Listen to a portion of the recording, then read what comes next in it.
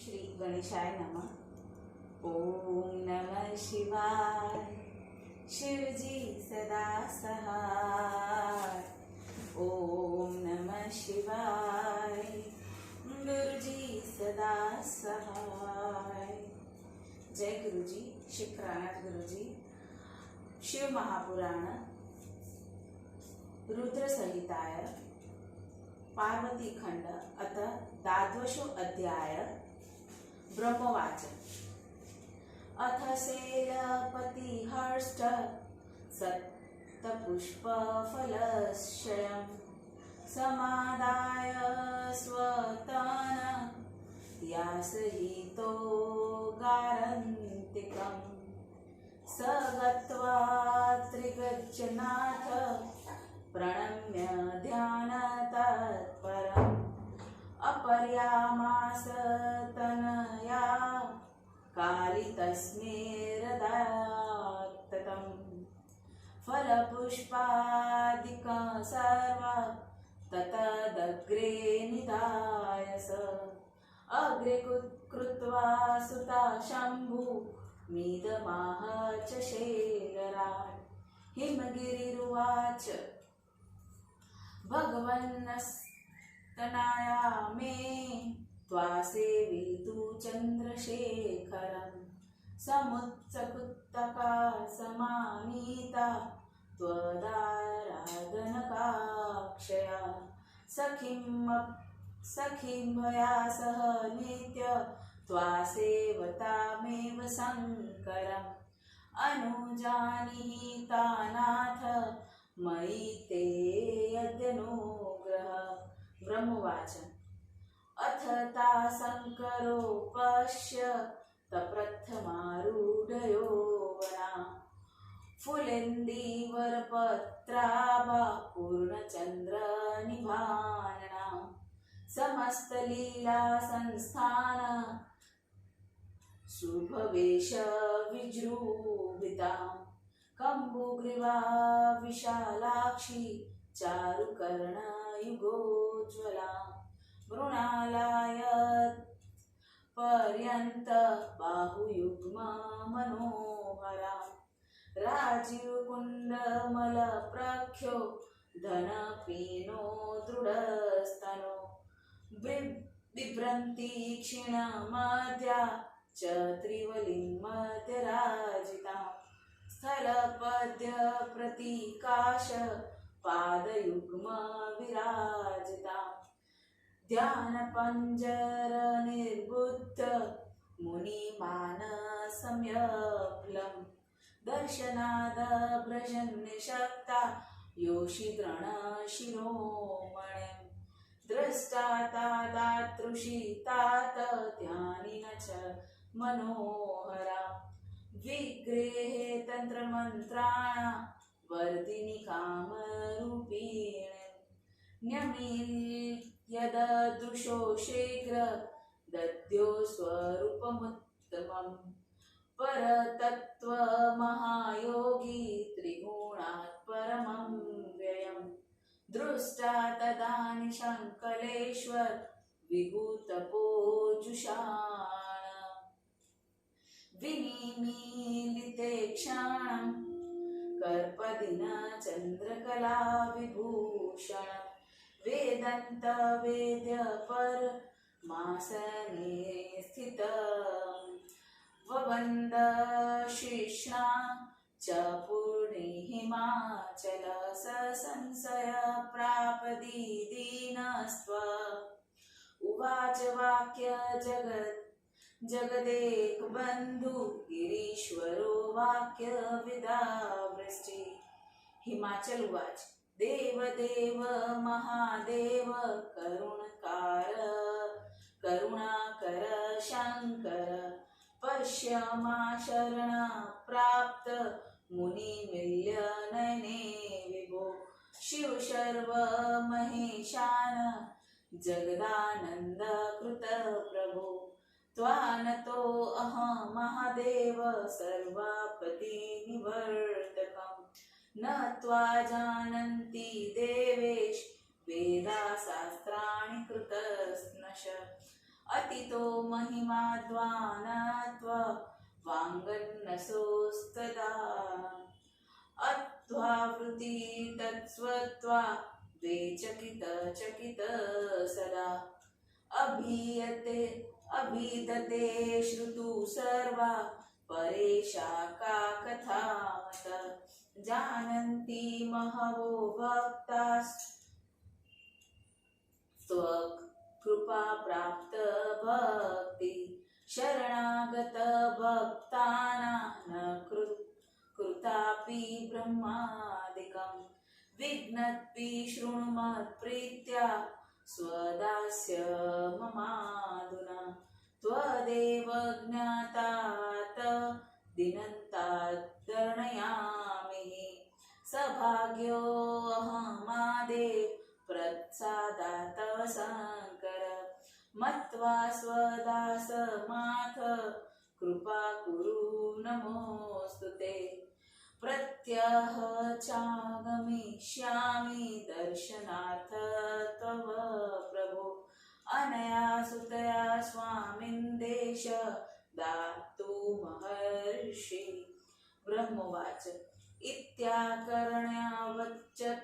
वचत्सस्यो निमिल्ले क्षेत्रे नेत्रे महेश्वर त्यतध्यान परामृश्य देवदेवो ब्रवीद्वच महेश्वर उवाच आगन्त्वय त्वानित्य दर्शनार्थ ममाचल कुमारी सदने स्थापत्य नानन्यथा मम दर्शनम् ब्रह्मोवाच महेश वचन श्रुत्वा शिवा तातस्तथाविदम् अचल प्रत्युवादे वाचेद गिरीशनत कंधर हिमाचल उवाच कस्मान्मयान्याया साधनागत्वतदुच्यतां सेवने किं योग्येयः नाहत् देदम्यत कारणम्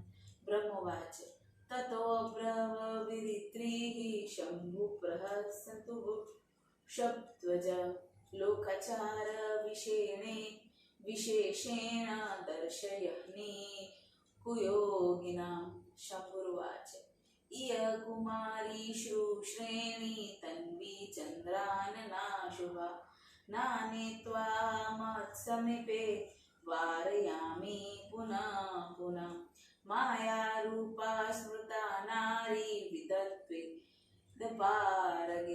युवती तु विशेषेण विन्द्यकत्री तपस्विनाम् अहत् तपस्वी योगी च निर्लप्तो मायया सदा प्रयोजनयुक्तया विस्तृतया किमीयसे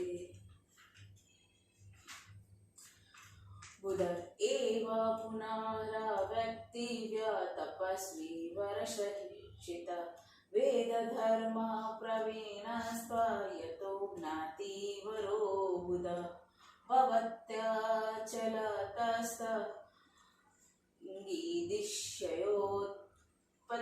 भवत्यचलतस्तङ्गीदिश्ययोत्पत्तिराशुवे विनश्यति च वैराग्य ततो भ्रमष्यति सतप अतस्तपस्विना शैलनकार्यास्त्रिषु संगति महाविषयमूलसा ज्ञानवैराग्यनाशिनी ब्रह्मवाच इत्यादुत्कवा बहुतर महायोगी महेश्वर विरराम गिरीशत महायोगी वर प्रभु एतच्छ्रुता वचन्तस्य शम्भोर्निरामयनीय स्पृहा निष्ठुर च कालितातश्चिकित्तो शम्भुत्सुरेश्वरे तद्वृत्ति किचित्वाया कुलश्वास तूष्णीम तपस्विनोत वचन निश्यं तथा गिरीश्चकित् विचार्य अथ प्रणम्य शिव भवानी जगाद्वाक्य विशद ददानित्यम् इति श्री महापुराणे द्वितीय रुद्र संहिताय तृतीय पार्वती खंडे शिव हिमाचल संवाद वर्णन नाम द्वादशो अध्याय समाप्त। हिंदी उवाच। ब्रह्मा जी ने कहा, उसके बाद शैलराज प्रसन्न होकर फूल फल समूह को लेकर अपनी कन्या के साथ शिव जी के समीप गए। ध्यान में मग्न तीनों लोकों के स्वामी के पास जाकर उन्हें प्रणाम कर अलौकिक गुणों से युक्त अपनी काली नामक कन्या को उन्हें समर्पित कर दिया। उन्हें आगे फूल फल तथा कन्या को रखकर शिव जी के शैलराज हिमाचल ने कहा, हे भगवान, यह मेरी कन्या आपकी सेवा करने के लिए उत्सुक है, अतः इसे मैं आपके पास लाया हूँ। हे नाथ, यदि आप मेरे ऊपर दया करते हो तो इसे आज्ञा दीजिए, यह सदा दो सखियों के साथ आपकी सेवा किया करेगी। ब्रह्मा जी ने कहा। इसके बाद शिव जी ने पार्वती की ओर देखा। यह वह कैसी थी जिसके शरीर में यौवन का प्रथम प्रवेश हो चुका था। खिले हुए नील कमल का तथा पूर्ण चंद्रमा के सदृश मुख वाली, सभी लीलाओं का एकमात्र स्थान, शुभ वेश युक्त, शंख सदृश कंठ वाली, विशाल आंखों वाली, सुंदर कर्ण युगल से शोभित, कमल कंद के समान दोनों भुजाएं, मनोहर कमल की कली के सदृश घने तथा सुदृश तनों वाली, कृशोदरी, त्रिविली युक्त मध्य भाग वाली, स्थल कमल के सदृश चरणों वाली, ध्यान के पिजड़े में जकड़े हुए मुनियों के मन को श्री भी विचलित कर देने में समर्थ, श्री समाज में श्रेष्ठ, हे नारद, मुनियों के मन को हरने वाली, तंत्र मंत्रों को बढ़ाने वाली, इच्छा के अनुसार रूप धारण करने वाली, उसे देखकर शिव जी ने अपनी आंखों को मूंद लिया और त्रिगुण से परे अविनाशी महायोगी परत तत्व वाले अपने रूप का ध्यान करने लगे। उस समय सबके स्वामी सर्वव्यापक आंख मूंद कर तप करते हुए जटाजूटधारी मस्तक में चंद्रकला को धारण किए हुए वेदांत द्वारा जानने योग्य उत्तम आसन में बैठे हुए उन्हें देखकर हिमालय ने संशय में पड़कर सिर झुकाकर प्रणाम किया और बोलने वालों में चतुर गिरिराज ने संसार के एकमात्र बंधु शिव जी से हिमाचल ने कहा, देव देव महादेव, दया करने वाले शिव जी, मैं आपकी शरण में आया हूँ। हे स्वामी, आंख खोलकर मुझे देखिए। शिव सर्व महेशन, संसार को आनंदित करने वाले, हे प्रभु, सभी प्रकार की आपत्ति को दूर करने वाले, हे महादेव, मैं आपको प्रणाम करता हूँ। हे देवताओं के स्वामी, आपको पूर्ण रूप से वेद शास्त्र भी नहीं जानते। आपकी महिमा वाणी और मन से परे है। शास्त्र तुम्हारा अंत न पाकर सदा आश्चर्यचकित रहते हैं। यदि मत वेद का भी है तो दूसरों की बात ही क्या है। आपकी कृपा को पाकर बहुत से भक्त आपका वास्तविक स्वरूप जानते हैं, क्योंकि शरणागत भक्तों को कहीं भी भ्रम नहीं होता।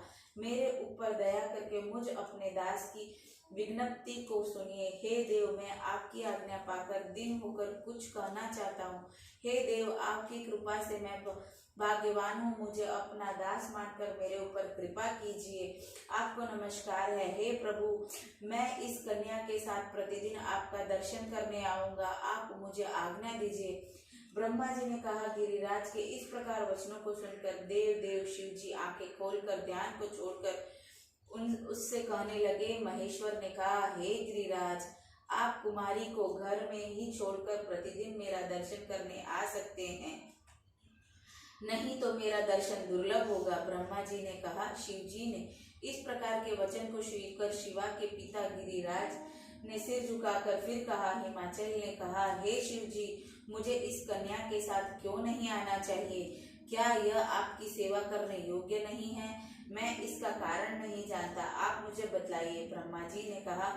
तब वृषभध्वज शिव जी ने हंसते हुए गिरिराज को कुयोगियों के लोक व्यवहार को दिखलाते हुए शिव जी ने कहा, यह कुमारी सुंदर नितंबों वाली, कृशोदरी तथा चंद्रमुख है, अतः इसे मेरे पास मत लाना, इसीलिए मैं बार बार निषेध कर रहा हूँ। देव शास्त्रों के ज्ञाता पुरुषों ने नारी को माया रूपिणी कहा है। उनमें भी विशेष करके युवती स्त्री तपस्विनी के तप कार्य में विघ्न कारक होती है। हे भूधर, मैं तपस्वी योगी तथा सदा माया से दूर रहने वाला हूँ। तुम स्त्री के साथ यहाँ आओगे तो मुझे उससे क्या प्रयोजन है। श्रेष्ठ तपस्वियों द्वारा आश्रित हे मधु, हे भूधर, ऐसा आग्रह फिर मत करना। तुम तो वैदिक धर्म के ज्ञाता तथा अज्ञानियों में श्रेष्ठ हो। हे पर्वतराज, उसके संग से मेरे मन को शीघ्र ही विषय वासना की उत्पत्ति हो जाएगी, उससे मेरे वैराग्य का नाश हो जाएगा और श्रेष्ठ तप नष्ट हो जाता है। इसीलिए हे शैलराज, तपस्वी पुरुष को स्त्रियों का सहवास नहीं करना चाहिए। वह समस्त विषयों की जड़ है और ज्ञान तथा वैराग्य का नाश करने वाली होती है। ब्रह्मा जी ने कहा, गिरिराज से इस प्रकार की बहुत सी बातें कहकर महायोगी महेश्वर चुप हो गए। शिवजी ने कि इस प्रकार इच्छा रहित निष्ठुर वचन सुनकर काली के पिता गिरिराज आश्चर्यचकित तथा व्याकुल होकर चुप हो गए। तपस्वी शिवजी के वचनों को सुनकर अपने पिता को आश्चर्यचकित देखकर शिवजी को प्रणाम कर भवानी उस समय स्पष्ट शब्दों में कहने लगी। इस प्रकार परमेश्वर पंडित शिव महापुराण में शिव हिमाचल संवाद वर्णक नामक 12वां अध्याय समाप्त। ओम नमः शिवाय। शिव जी सदा सहाय। ओम नमः शिवाय। गुरु जी सदा सहाय। गुरु महाराज से आज्ञा लेते हुए जय गुरु जी, शुक्राना गुरु जी।